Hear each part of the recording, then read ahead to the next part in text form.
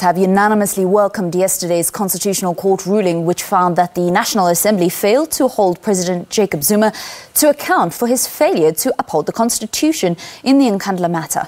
The majority ConCourt ruling stated that Parliament had to amend its rules to include a mechanism to deal with impeachment and hold the President to account. The case was brought by the EFF, supported by the UDM and COPE. The sequel to the 2016 Nkandla judgment.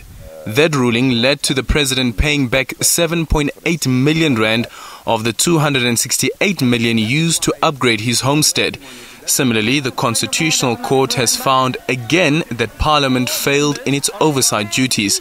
The majority ruled that the unsuccessful motion of no confidence in President Jacob Zuma in April last year was the wrong provision. The Assembly simply debated and voted on the motion.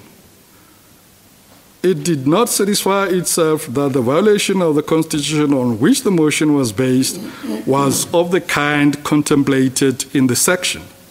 Therefore, we conclude that the Assembly did not hold the President to account as was required by Section 89.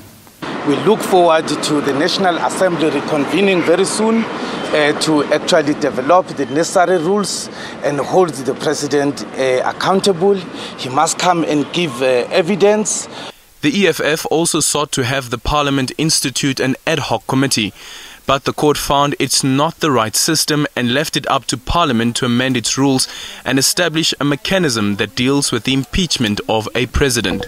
It's a matter that was outstanding, but it's a matter that had already the process had already been put in place by the National Assembly Rules Committee.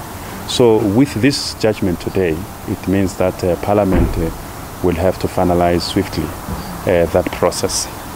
The National Assembly also agrees with Chief Justice Mogoeng, who wrote the minority judgment, that the orders by the court encroach on the separation of powers, criticism previously directed at the court. The Chief Justice holds, for various reasons, that the approach by the majority trenches upon the doctrine of... The Chief Justice has just handed over to me a document that I had just summarized. He would like it to be read into the record. In his concurrent judgment, the Chief Justice characterizes the majority judgment as a textbook case of judicial overreach, a constitutionally impermissible intrusion by the judiciary into the exclusive domain of Parliament.